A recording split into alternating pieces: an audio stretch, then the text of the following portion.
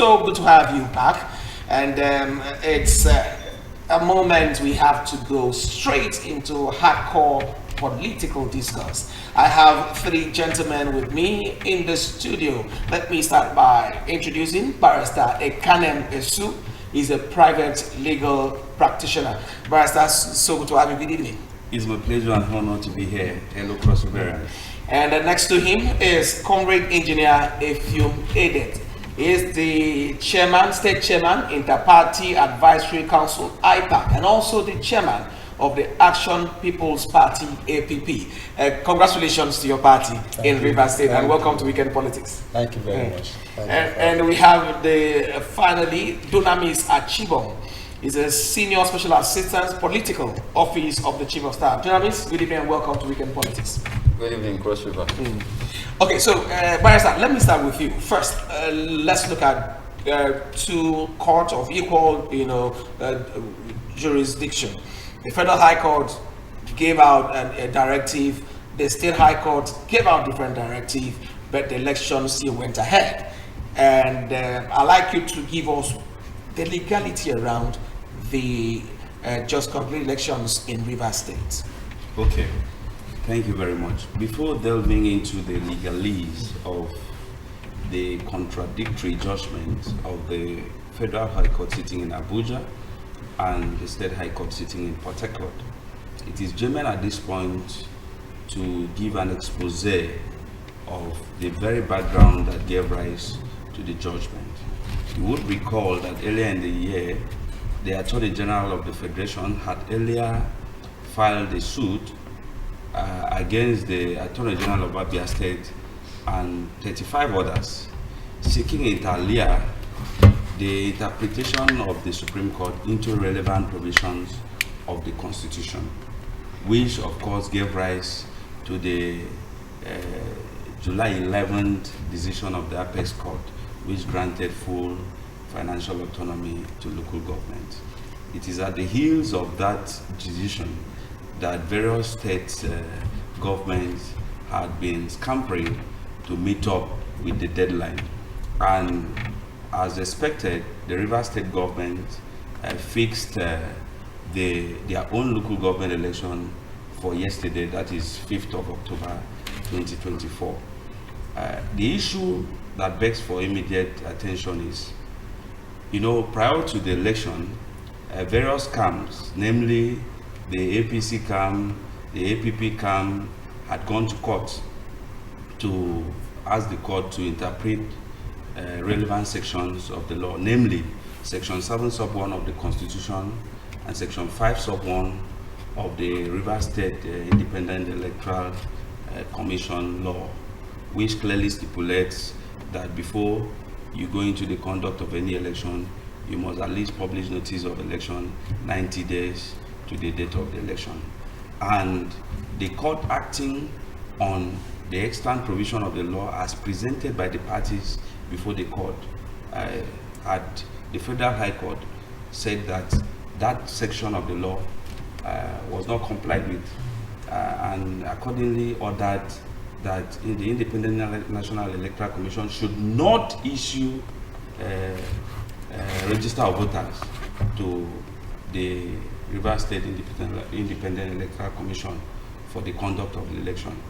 And contradictorily, the High Court of Rivers State had mandated the Rivers State Independent Electoral Commission to go on with the conduct of the election using the 2023 voters register. Now, the problem that begs for immediate solution is there is a contradictory judgment of the Federal High Court sitting in Abuja, presided by Honorable Justice Lifu Peter, and of course that of the Rivers State, presided by Honorable Justice I. Igwe.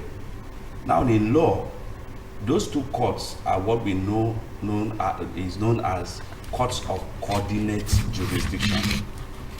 When we talk of courts of coordinate jurisdiction, it means that the courts are at par in law. They are mates. And if we talk of judicial precedent demands that when a higher court gives a judgment, all courts below must of necessity comply with the decision of that higher court.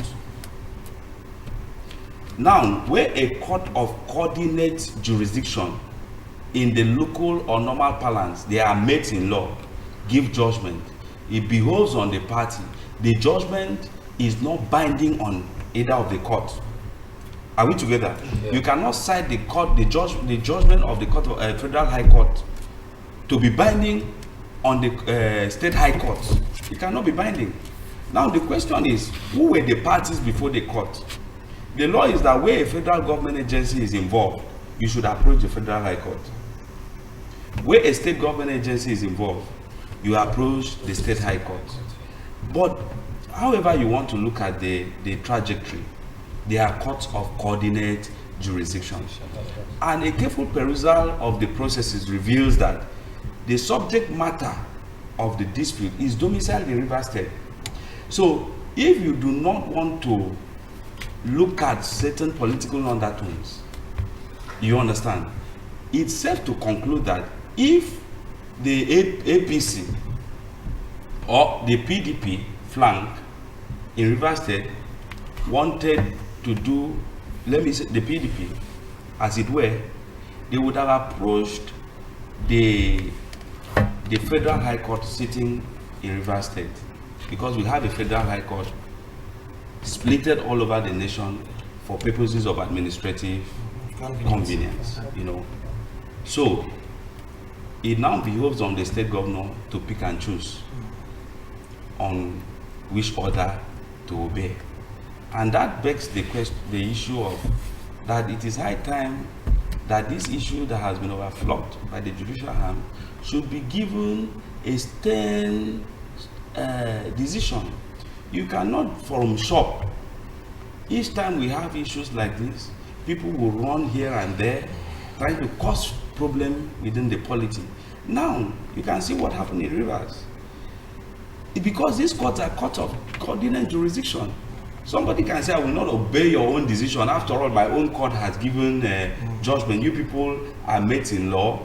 I will pick and choose which order to obey. So that is the quagmire that has been created.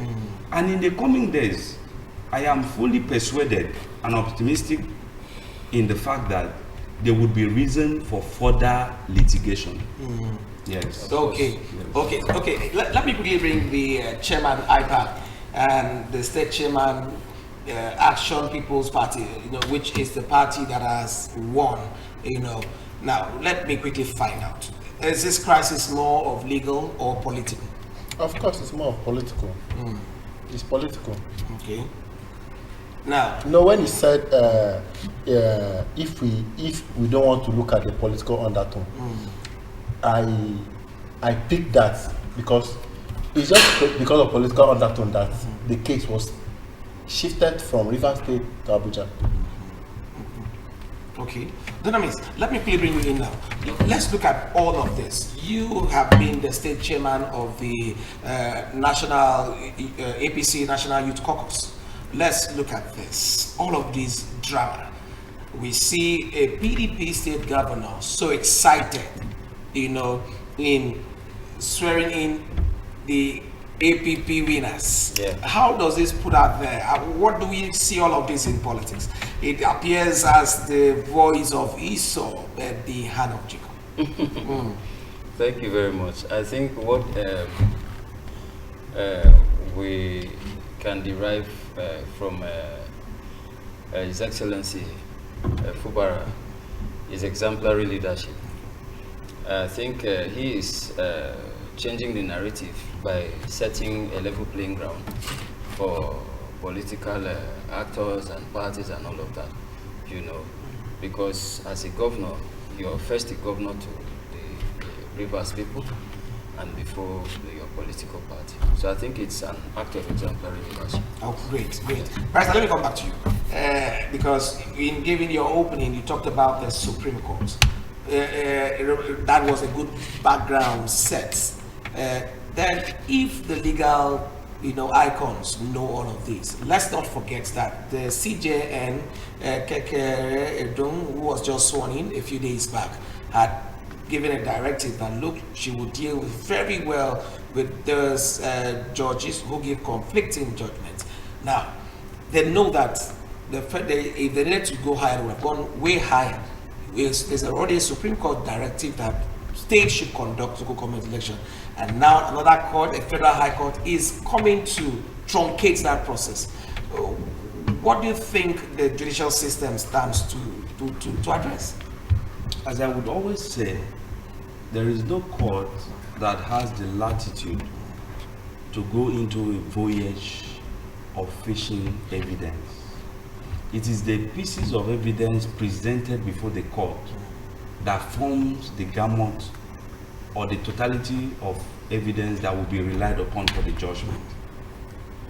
Now, they had approached the Federal High Court sitting in Abuja, citing relevant sections of the Rivers State Independent Electoral Law, which has been contradicted. It is the duty of the judge, at first, to look at the laws and interpret the laws as it were. Now, that is why we must, at this point, commend the very seasoned and very informed decision of His Excellency the Governor of Cross River State, because we had similar provisions in our laws that notice of elections must be published at least 90 days before the conduct of election. And in order to circumvent that quagmire, it became necessary for the Cross River State House of Assembly to amend that section of the law in order not to be submerged in all of this political brouhaha. Yeah. Now, that was what perhaps the relevant bodies in Rivers State did not avert their minds to. So they went into the battle without amending the relevant sections. And the section says, you must publish notice of elections 90 days before the elections, which was not complied with. And the aggrieved parties took the matter to court and said, INEC don't release voters registered to these people because they are not playing by the rules. And the court, acting on the evidence before the court, gave a judgment restraining INEC, police, the civil defense from participating in the election. That is why I said in my opening remarks that the coming days are pregnant of multiple litigation. And it will be an interesting legal tussle, because for those of us who understand how the law works, if the law prescribes procedure for you to follow and you fail to follow that procedure, there is no fast and hard rule about these things. So it is better to circumvent or solve these problems even before going to the battle. That is why I can assure you that you won't have that issue in Cross River State, because we have nipped that impending issue in the board even before going into the issue, into the battle. Okay, so Barrister, let me just say with you, without preempting you, are we saying that this election that has just been concluded and the chairman sworn in is on a very shaky foundation? To be Legally. To be very honest with you and plain, as a legal practitioner, a seasoned one at that, I see a lot of, in fact, it is an opaque future. It is a bleak, it is a Pyrrhic victory, to say the least. It is a Pyrrhic victory in that it is predicated on a faulty foundation. The law says you must publish 90 days before the election. If you had need to beat the Supreme Court deadline, you would have amended. That is why I say I drop. See, people should begin to beam their searchlight on Cross River State and borrow a leaf from what is happening here, because we are best sectors. Yes, we are best sectors. We have the best around us here who are doing the right thing, because the governor, our governor, is somebody who wants the right thing to be done. If the law says 90 days, if you feel that you want to beat the Supreme Court deadline, you amend the law. It's a very simple arithmetic. You amend the law and to whatever shorter date you want and conduct your elections. But if you leave the law as it were and go in to conduct the election, you certainly have problems. I IPAC chair, Comrade Edith, let me quickly bring you in there because I remember you had an engagement a few days back with His Excellency the Governor, and I also remember when CrossYek, came up with a list. IPAC, were at the forefront to ensure things were done properly. Let's quickly find out. There's also IPAC in Rivers State, I believe. Is it that they could not advise the government? Because for IPAC, that's your role, advisory. But before I get you to respond, let's quickly go on a very short break. When we are back, we'll bring in Comrade Edith to respond to that question. Weekend Politics return shortly. Stay with us.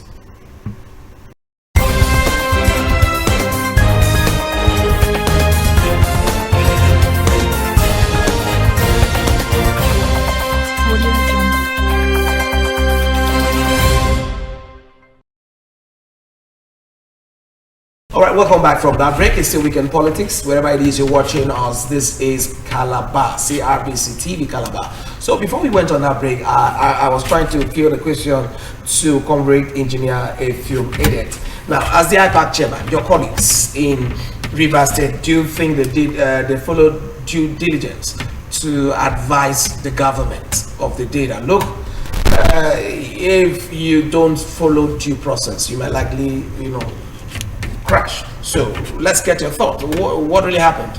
The first thing I want to say is, Cross River State has been the first capital city in Nigeria, and we take the lead in most of the most cases.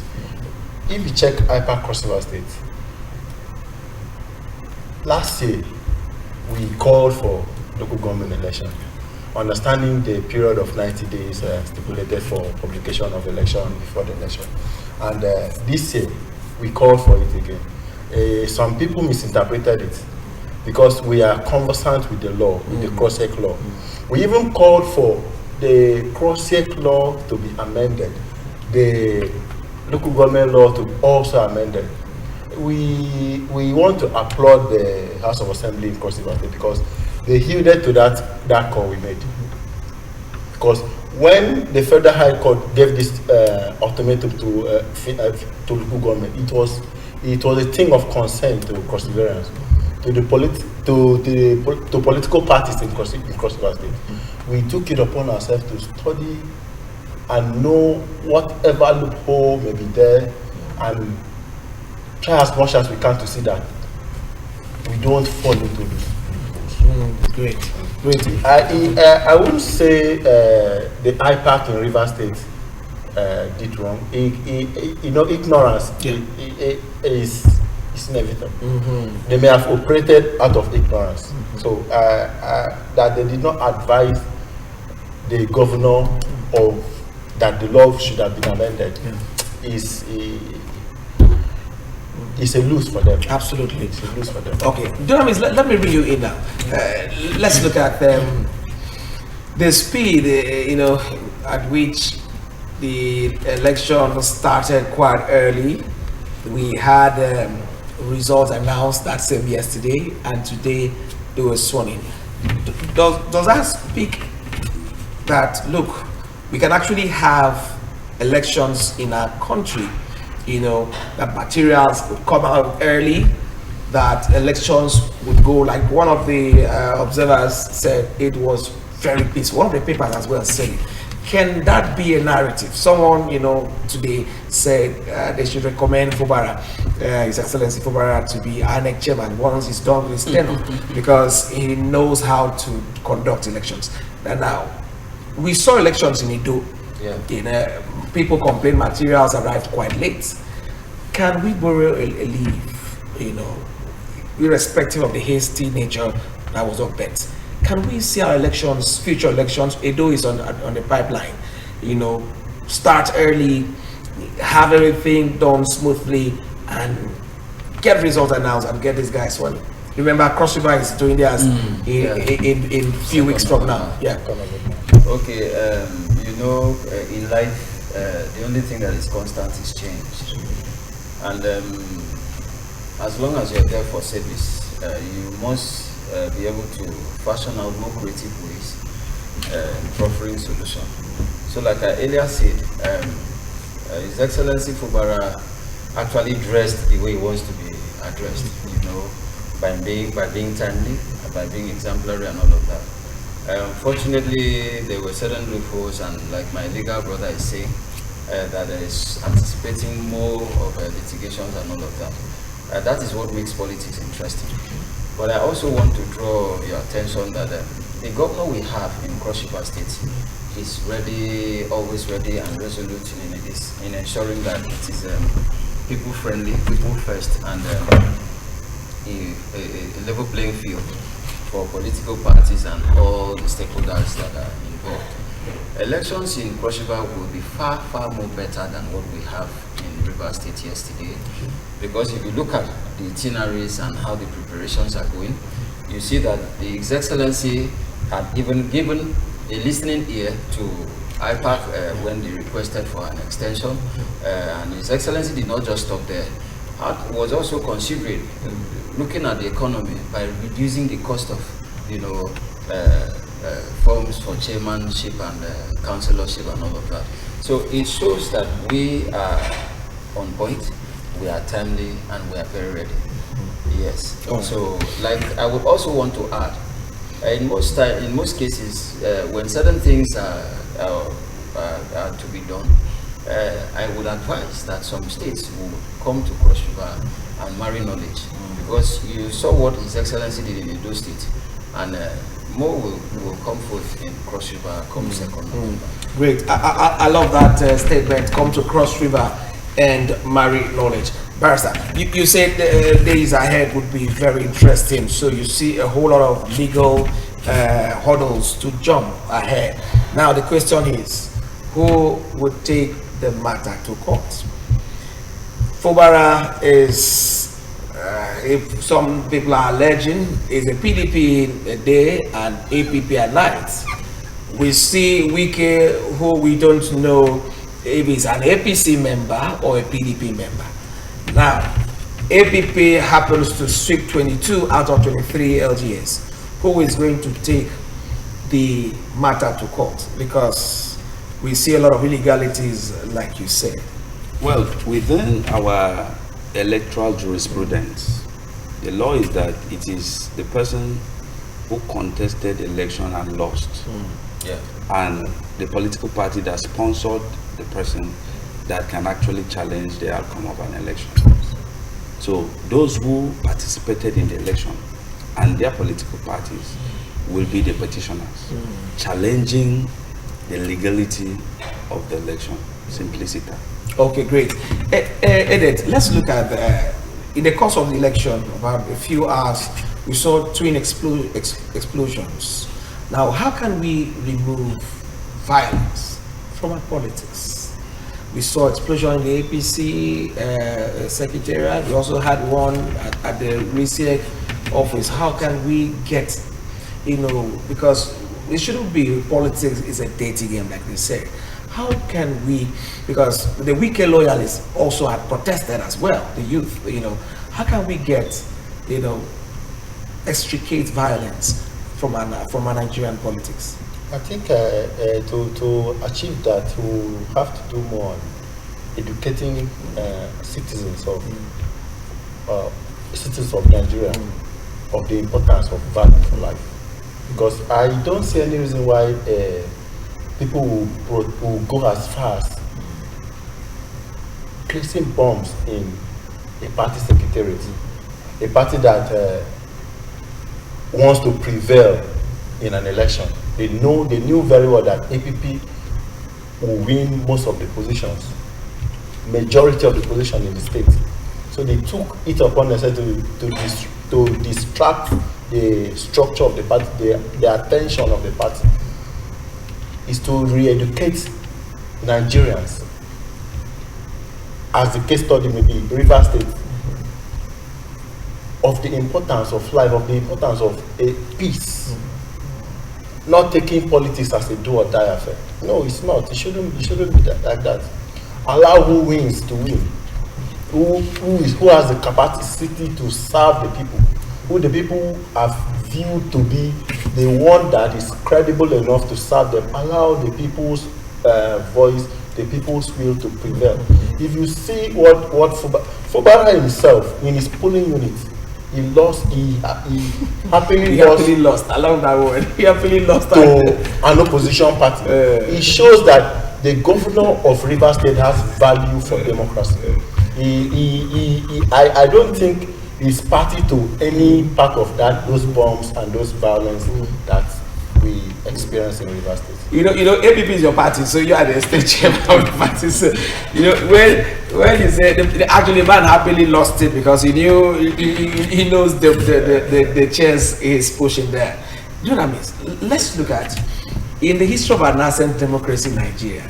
We've seen the fastest announcement of results and swearing in. I'm sure Barrister Esu would agree with me. The fastest. These guys have been sworn in, 23 of them, 22 from APP, and AA had one local government. Now, Rivers State is indeed in a mix of a lot of mixed feelings, distrust, hate, and all of that. What do you think, local government being the closest to the people, what do you think would be on the minds of this new local government chairman? What should be the first thing they should address to ensure that they bring back Rivers? Rivers State has been very hot in the last 16 years. I remember very well when Amechi was governor. I remember the fight in the House of Assembly and all of that. So, but how can he restore peace? How can he restore brotherhood?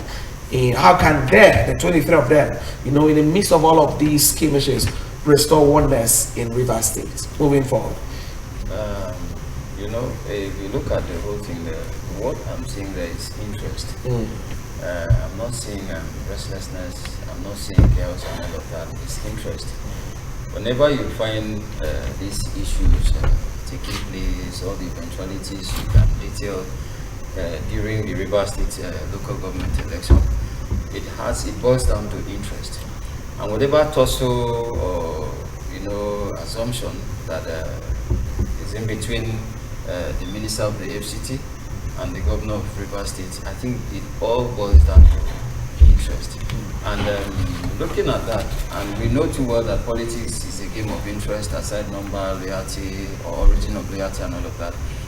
I believe that with the compatibility of the state and the local government, the chairman, the newly sworn in chairman today, and the sitting governor, with their compatibility, every other differences will be harmonized with time.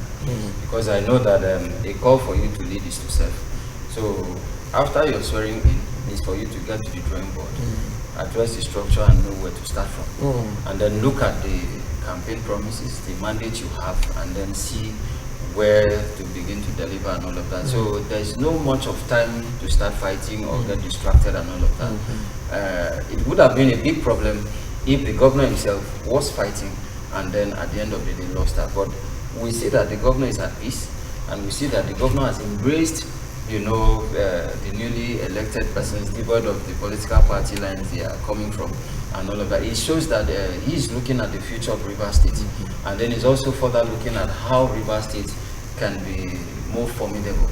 Now, outside that, talking about the speed you made mention of, we should have been having more speed in our elections, looking at where the world is going to. We're in a digital generation, and things are done speedily. In the developed climate, one can just vote from his home place and then get things collated and all of that. So we are way out of this archaic or analog kind of, collation of results. You look at what happened in Edo State, and then also look at what played yesterday in Rivers State. You see that 2027 will be more speedy. The days of having elections 3-4 days before you can collate them and then start announcing them, sleeping in INEC and all of that, those days are long past. Yes. Great. Now, Barrister Esu, before your colleagues in Rivers State would have to dust their wigs and their gowns to head to the courts in the days ahead of us, let us switch gear now and come home. Let's see. Now, The APC State Executive Committee has released the following as timetable for the party's primaries. Saturday, which was yesterday, 5th of October 2024, release of the timetable for party primaries. Sunday, today, 6th October 2024, release of party guidelines for party primaries. Monday, tomorrow to Wednesday, 9th October 2024, commencement of sales of intent forms only. Tuesday, 8 October 2024, inauguration of 18 LGA Council caucus leaders at the party's state secretariat in Calabar by the State Executive Committee. Now, Wednesday 9th is going to be the publication of local government area council and political ward caucus list. Thursday 10th, screening of councillorship and chairmanship aspirants at the LG headquarters and Central District headquarters respectively. Friday, 11th October 2024, Ward Congress and caucus meeting for decision on zoning and recommendation of councillorship candidates and publication of Senatorial District and State Elders Advisory Caucus list.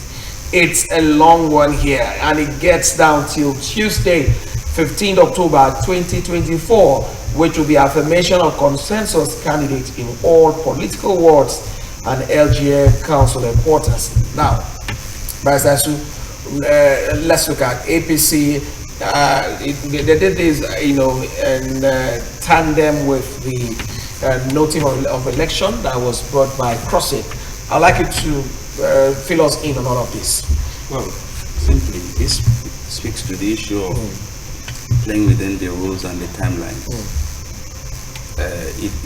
It speaks to, or it's a call on aspirants, their co-travelers, and political gladiators to strictly adhere to what has been published by the APC for those who want to contest the election within the APC family.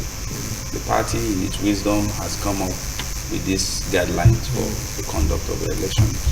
And everybody that wants to contest under the party should ensure that they strictly comply with that guidelines in order not to throw the party into an unforeseen litigation in future. So if they comply strictly, I don't foresee any issue in Cross River State. It's going to be a seamless, very peaceful exercise because we have set the tone. His Excellency had assented to the amended law of CrossIT, and that is how it's going to go peacefully. And latest is thought of second is the election, give or take on top. We would have known the 18 local government chairman and of course the various councillors. Yes. Okay, great. Engineer Edith, let me bring you in now quickly. As the chairman of IPAC, you have been having robust engagement with the state government and CrossIT. Let's look at your colleagues. How ready are the political parties for this election? I got a notification from SDP for just like APC wrote that notification for the timetable and guidelines for the election. SDP has rolled out, the team has rolled out. All political parties have copied IPAC for their timetable and election deadline. My party, we are rolling out ours tomorrow. We've been having a series of state working committee meetings. We're rolling out ours tomorrow. So I can tell you for free, there are about 12 political parties that I'm sure are already ready to participate in the election. But that's on the legal ground. Openly, when we had an engagement with CrossIT, all the 19 political parties voiced out that are ready to participate in the local government election in Cross River State. And when we had an engagement with His Excellency, making demand that the humongous fee stipulated by CrossIT is on the high side, that it should be slashed. His Excellency yielded to our appeal, slashed that of the chairman from 5 million to 1 million, and that of the councillors from 1 million to 200,000. And political parties reaffirmed their readiness to participate in the local government election across the state. So I can tell you for free, virtually all the 19 political parties are ready to participate in the election across the state. Great, very great. Now, Dunamis, a lot of Cross River areas and other states that are having their elections, local government elections conducted, a lot of Nigerians have alleged that most of these aspirants are coming on the heels of the local government financial autonomy. Yeah. And how can we, most of them likely appear as angels, you know, and how can we safeguard these guys whose intent is for their bellies and not to serve?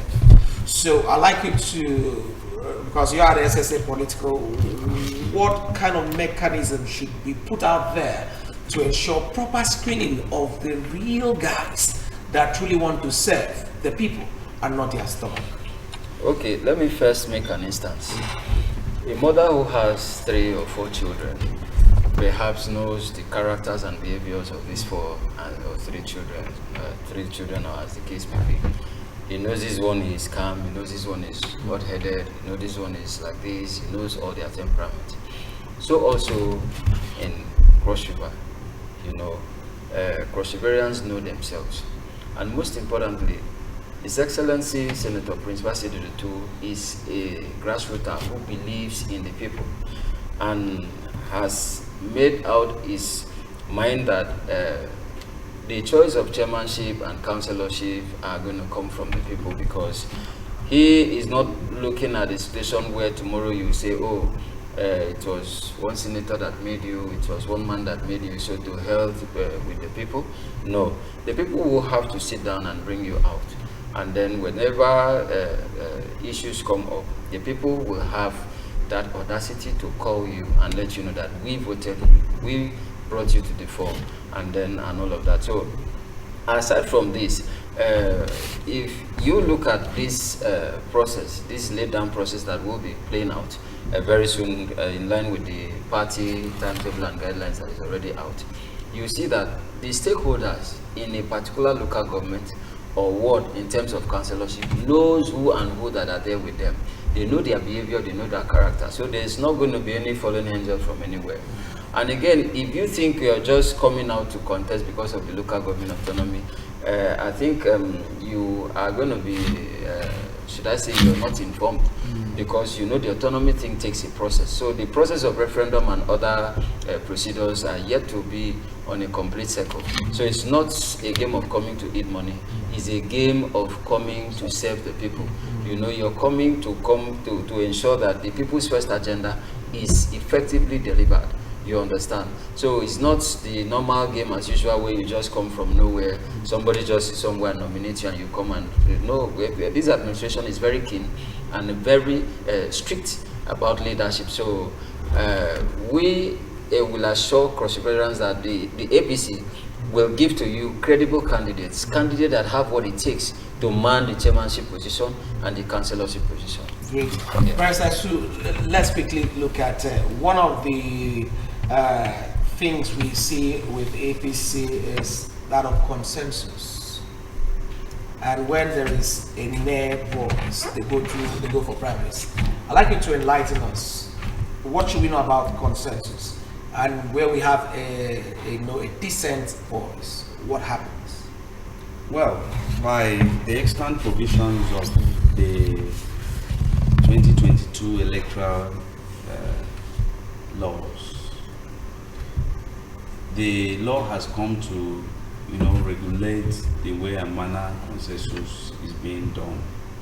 The law stipulates that consensus can only be visibly seen to have been arrived at where all the aspirants consent to align a single candidate, fly the party flag. In event where there is a dissenting opinion, they will go into primaries.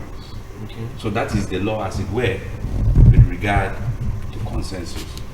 Yes. Has that worked with the APC in Cross River State? Very well. Okay. Over time, we have been, since the law came into place, you could see when our governor was the consensus candidate, even though it took time for certain aspirants to throw in the towel, but eventually they threw in the towel and he emerged because they saw that he's the best man to fly the flag. Okay. Okay, so Edith, let's look at elections would be in a matter of less than 1 month from now. Today is 6th to 2nd November. What kind of chairman do you think your local government, my local government, the 18 local governments should have? This is our closing now. What would you be advising the electorate to pick in a cabinet? It's okay, this is the kind of person I want for my local government. Because it's more than a year we've not had the effect here of government, in place. So now, Cross River areas are getting set to go to the polls. What would you advise them? And what kind of chairman would you like to see? If you look at the mandate of His Excellency Senator Prince Pastor Dedetu, the People's First mantra, you coming as the chairman, you should know that the first thing for you to do is to align with the mantra.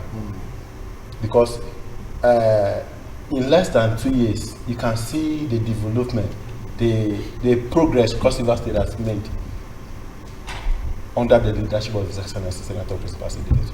So Cross Riverans should look out for chairmen and councillors that have the traits of the leader of the state, the governor of the state.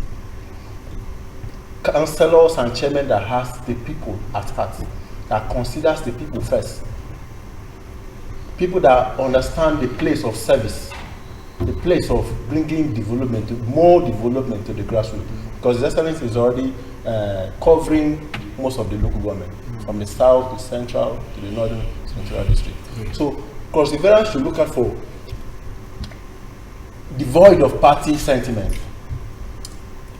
Chairmanship candidates that that can bring development, that will consider the people's first mantra that His Excellency has brought. When you have let's assume as a church now, we are in the church, you are the GO, then you have branches. Your branch pastor should be considering your vision. Absolutely. So, Dunamis, what kind of chairman would you love to see? Well, a chairman who is passionate, a chairman who has a fear of God, a chairman that has not lost conscience, a chairman that will be able to drive the needed developments through the tertiary down to the unit level, and thereby having the people at the grassroots feel the true dividends of democracy. So, and I believe with the effort of His Excellency and the relevant stakeholders, Cross River will bring to bear, quality and good candidates at the tail end. Dunamis Achibong, thank you very much. Gentlemen, I must thank you so very much indeed for your time on the show. It's been a long talk of politics through Rivers State and Cross River State. Bryce Akanamisu, private legal practitioner, thank you very much for your time on the show this evening. Thank you, it's always my pleasure. And not forgetting Comrade Engineer Ifyum Edith, the State Chairman Inter-Party Advisory Council IPAC and Chairman Action People's Party, the party that won 22 local governments in Rivers State. Congratulations and thank you for your time on the show. Thank you very much. And my very good friend and brother, Dunamis Achibong, Senior Special Assistant Political Office of the Chief of Staff. Thank you, Dunamis. Thank you. The classic man. Thank you, brother. And this is where we bring our show tonight to an end. Let's do this again next week Sunday. We hope we do this because next week Sunday is going to be the Carnival Calabar event. It might be live, it might be recorded, but we do our very best to ensure we keep you informed with political stories. See you next week Sunday, God willing. Till then, my name is Joseph Ian. Good night.